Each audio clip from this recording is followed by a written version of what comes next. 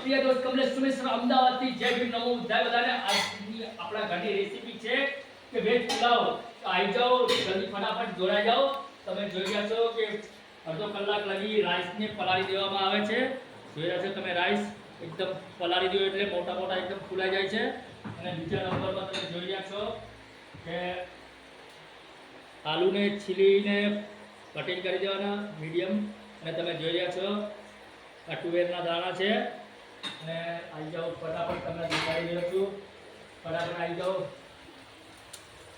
તમે જોઈ રહ્યા છો તેલ ઓઇલ ગરમ કરીને તેમાં ગરમ મસાલો सब खड़े मसाले डाल दो लविंग मरी बादिया तमालपत्र लाल लाल मरचा बे અને પછી પ્યાજ અંદર નાખો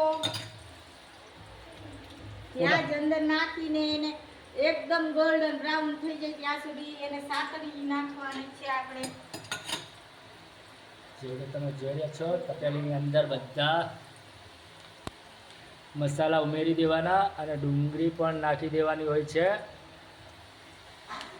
અને પૂનમ તમને જોઈ રહ્યા છો કે આજે તમને શીખવાડી રહી છે તો તમે જોજો વિડીયો પૂરો એટલે તમને પણ ખબર પડે કે કઈ રીતે આપણે વેજ પુલાવ બનાવો પૂનમ બીજું કંઈ કહેવાનું થાય છે તારું ઉનાળામાં તમારે ચોખા ખીચડી દાળ ભાત એવું જ ખવાય કારણ કે આપણે પચવામાં હળવું રહે અને પેટ પર ભારી ના લાગે એટલા માટે હું તમને કહું છું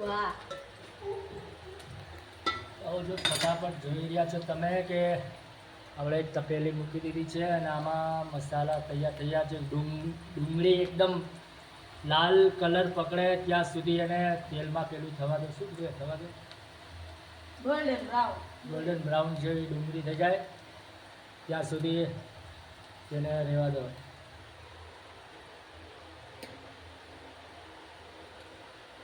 બધું રવા દે ને બધું ઓલું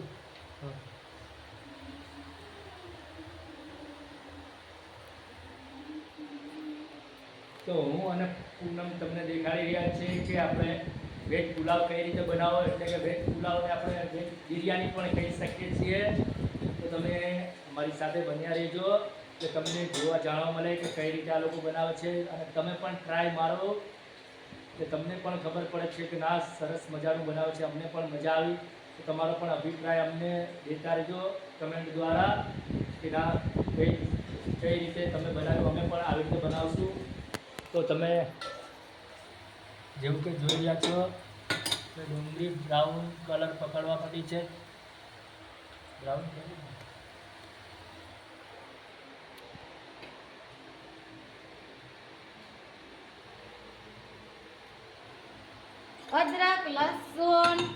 अदरक लहसुन फिर है इसमें मिर्च लाल मिर्च हल्दी धनिया पाउडर जीरा पाउडर डाल दिया है इसमें पेस्ट बना कर रखा है मैंने ये फिर ये गोल्डन ब्राउन हो जाए फिर इसमें मैं डालूंगी ये सब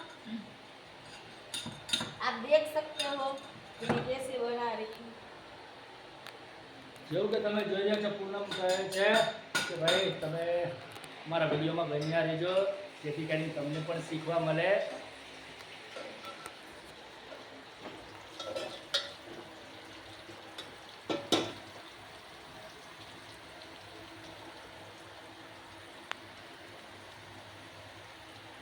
જો તમારે પનીરની રેસીપી જોઈ હોય તો અમે કાલે વિડીયો મેકેલો છે તે જોઈ લેજો તમે જોરદાર મસ્ત બન્યું હતું પનીરનું શાક મજા જ આવી ગઈ ખાવાની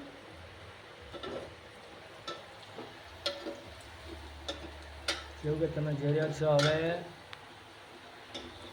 આ રીતના ગોલ્ડન બ્રાઉન થઈ ગઈ છે આપણી ડુંગળી તો હવે આપણે તેમાં આ પેસ્ટ છે જે આદુ લસણ મરચું આ બધું જે પેસ્ટ બનાવી હતી એ આપણે આમાં નાખશું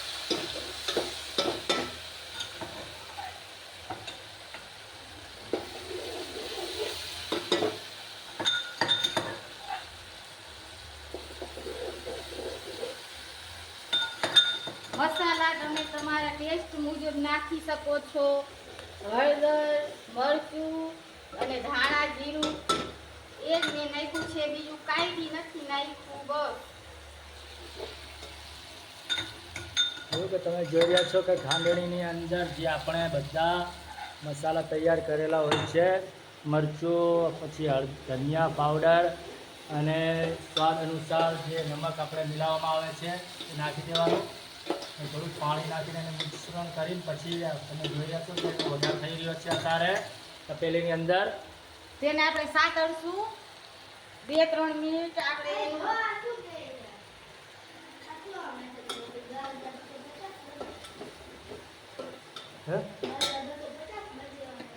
આપણે એનું કાચા પણ જે હોય એ બધું પાકી જાય. આદુ, લસણ, મરચું તેનું કાચું જે નીકળી જાય, પકાઈ જાય ત્યાં સુધી આપણે સાતળ. તું કાંઈ ન મોકલ ને, હું તને બરોબર ભાઈ શાંતિ રાખી ને હું એનો હિસાબ કરાવતું હોય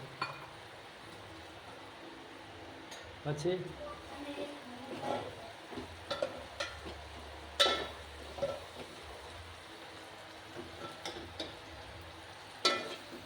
થઈ ગયું છે તો આપણે આ નાખશું બટેકા.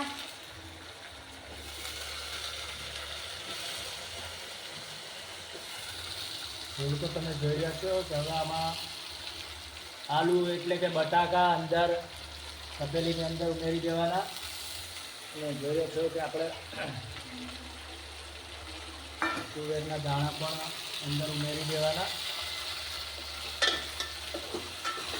અને બરાબર મસાલા સાથે હલાવી લેવાના.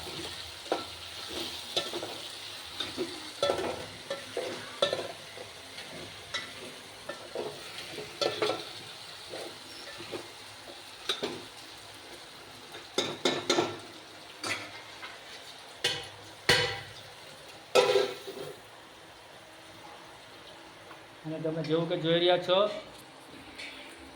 કે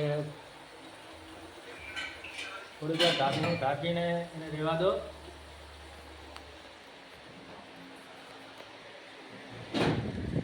વિડીયોમાં બન્યા રહેજો જેથી કરીને આપણે રેસીપી કઈ રીતે બનાવી તે તમને ખબર પડે. ખૂબ જ સરસ મજાનો પુલાવ બને છે, વેજ પુલાવ.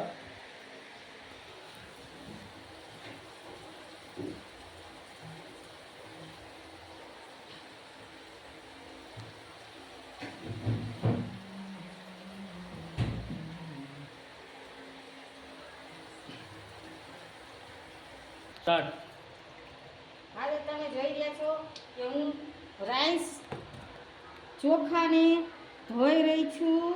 તેમાં મેં પાણી ઉમેરી દીધું છે 3 ગ્લાસ જરૂરિયાત મુજબ. તો ચોખાને ધોઈને આપણે અંદર ઉમેરી દઈશું. અને આ ટમેટા, મરચાં અને કોથમરી મેં કાપી રાખી છે એ આપણે છેલ્લે નાખશું. એટલે છેલ્લે મજા આવે છે ખાવાની મને, એટલા માટે. તમને તમારે નાખવું હોય તો તમે વઘાર કરો ત્યારે નાખી શકો છો, પણ હું તો છેલ્લે જ નાખું છું. હવે આ પાણી ઉકળી ગયું છે તો આપણે એમાં ચાવલ डाल देंगे हम.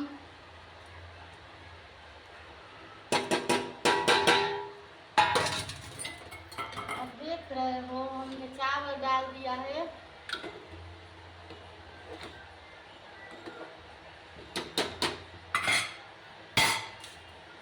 એટલે તમે જોઈ રહ્યા છો કે થોડીક વાર પાણી ઉકળવા દેવું પડે અને પછી તમે જોઈ રહ્યા છો કે જે પલાળેલા આપણે ચોખા હોય છે थोड़ी हल्दी डालूंगी. એને આપણે તપેલીમાં ઉમેરી દેવાના. कलर कम लग रहा है ताकि अपनी राइस में अच्छा सा कलर आए. અને આપણે થોડી હળદર ફરીથી ઉમેરી દીધી છે.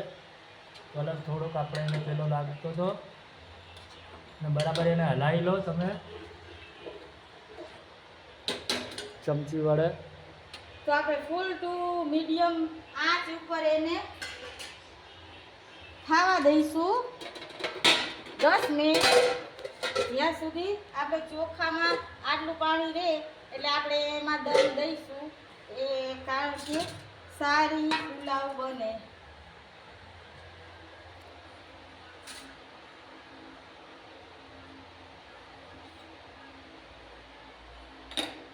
हम यहाँ पे दम देंगे थोड़ा सा.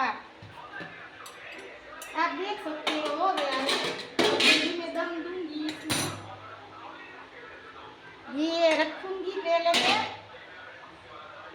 तवा का इसको क्या बोलते हैं? तवी बोलते हैं, लोढ़ी बोलते हैं इसको, आपकी भाषा में जो बोलो वो। मैं ये डाल देती हूँ, फिर देख सकते हो आप। देखते ही मेरे तो मुंह में पानी आ गया। क्या आपके मुंह में पानी नहीं आया भाई? यहाँ पर आप देख रहे कितने बड़े बड़े चावल हो गए हैं। वाओ, સો યમ્મી। મને તો જોઈને જ મોઢામાં પાણી આવી જાય છે। તમે જોઈ રહ્યા છો જેવું કે આપણે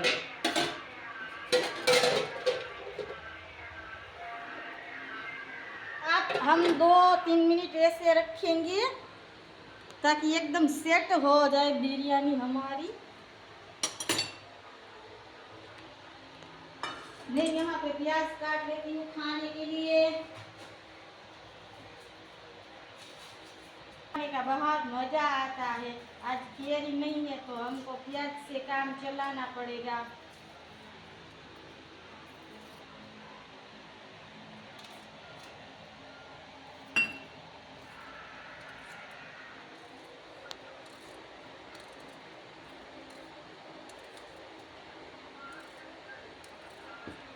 અમે એવા હાઈફાઈ નથી એટલે અમારું કિચન આવું છે, તમે જોવો છો જે પ્રમાણે।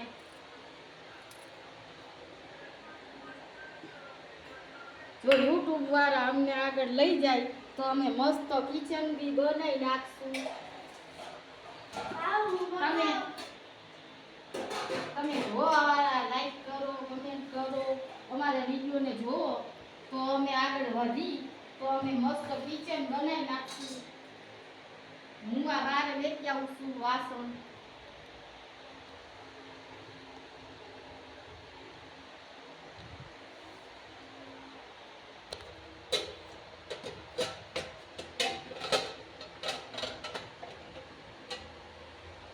જેવું કે તમે જોઈ રહ્યા છો, મેં 2-3 મિનિટ માટે ઉપર દમ રાખ્યો તો હવે આ તૈયાર થઈ ગયો છે આપણો પુલાવ। તો આપણે તેને ઉતારી લેશું। ઓકે,